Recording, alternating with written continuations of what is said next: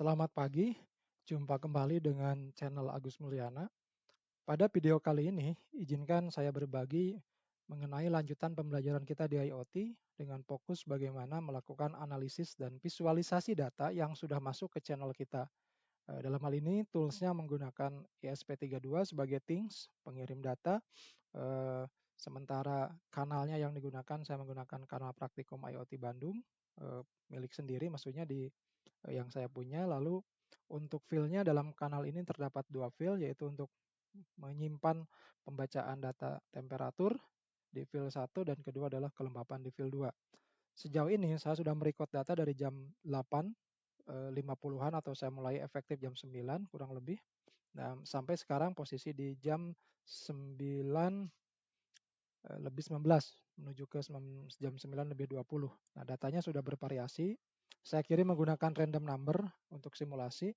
Di bagian bawah ada visualisasinya. Artinya dari Ting sudah berhasil mengirim data ke channel dan juga sudah divisualisasikan pada masing-masing file. Baik, teman-teman sekalian, kita akan mulai saja, yaitu untuk mulai melakukan pembuatan analisis terlebih dahulu. Kita mulai dari menu utama, pilih MATLAB Analysis. Teman-teman bisa melihat di sini ada beberapa pekerjaan yang sudah dikerjakan. Saya izin mulai dari awal kembali. Saya pilih Calculate Display and Average Humidity. Pilih Create.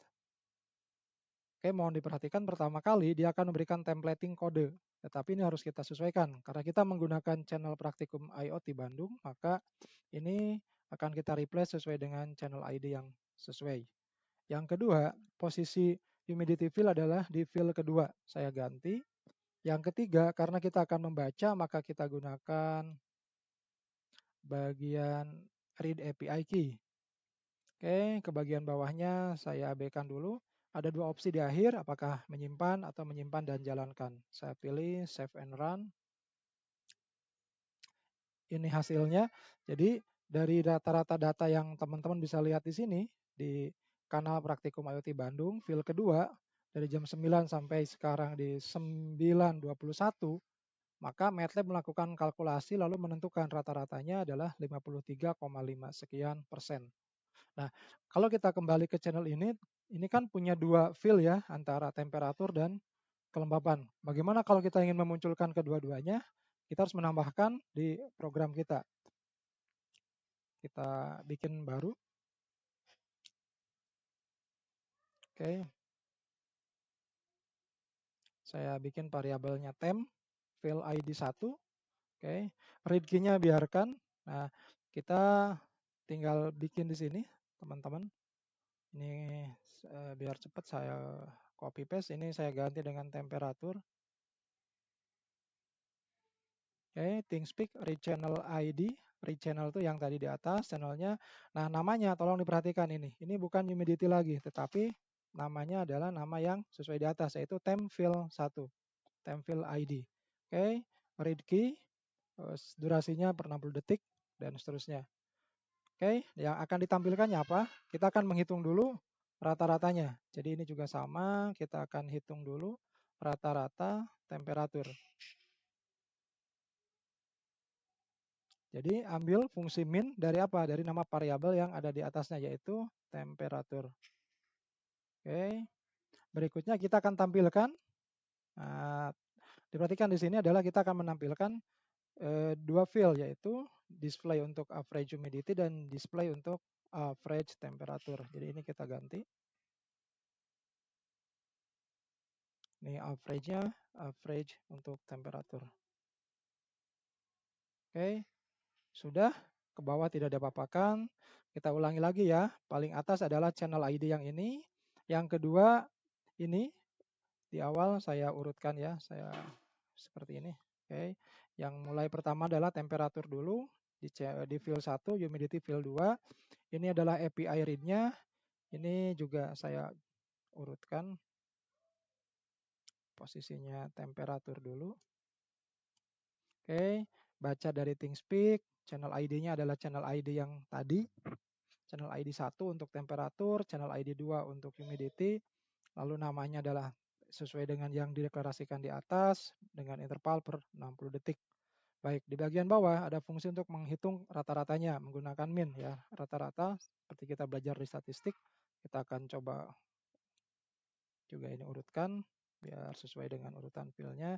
Jadi temperatur dulu, baru ke humidity. Ini juga sama, kita akan tampilkan dulu temperatur, lalu kita ini kan humidity-nya. Baik, setelah ini kita abaikan di bagian bawah, tidak kita gunakan dulu karena untuk write. Jadi ini tujuannya kalau mau menyimpan ulang hasilnya, kita bisa tuliskan menggunakan API key yang write. Kita skip dulu. Sekarang kita compile, save and run. Kita lihat hasilnya. Sudah dihasilkan. Ini untuk average temperaturnya di 21,5 derajat Celcius dan average humidity-nya 55,48%. Ya, masing-masing sudah keluar. Baik. Baik, teman-teman sekalian, itu untuk bagian analisis menggunakan MATLAB. Sekarang, bagaimana kalau kita ingin memvisualisasikan seperti kita membuat grafik? Kita pilih menu App, selalu ada MATLAB Visualization. Oke, sama persis kita akan buat dari awal, pilih New. Oke, di sini ada banyak pilihan teman-teman, ya. Bisa milih yang sudah terdefinisi di template ataupun saya ulangi milih yang histogram. Oke, saya pilih yang histogram dulu. Oke, kembali kita harus menyesuaikan channel ID-nya, teman-teman sekalian. Saya sesuaikan.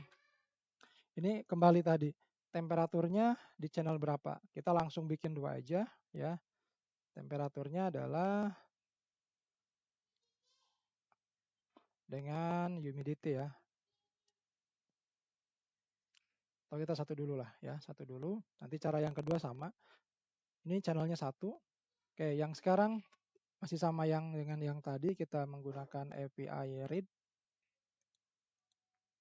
Oke, ini lebih simpel. Jadi bagaimana memplotting perubahan data time series dalam bentuk histogram.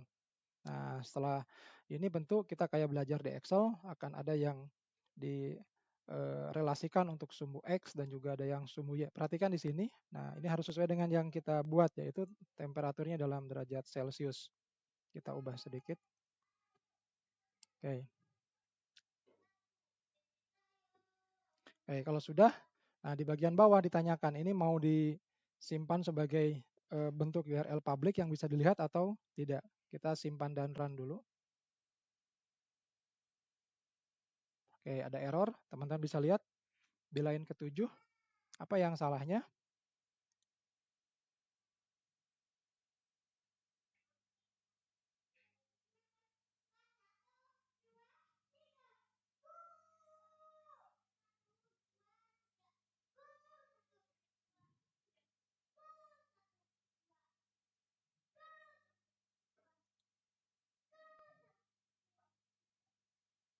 Oh, sorry, line 23. Line 23, kita lihat apa yang salah ya.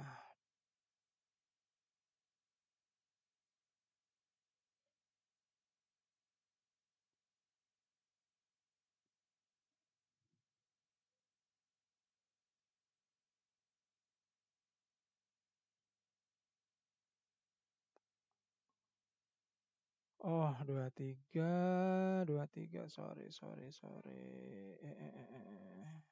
Ini. Nah, read key-nya, maaf. Oke.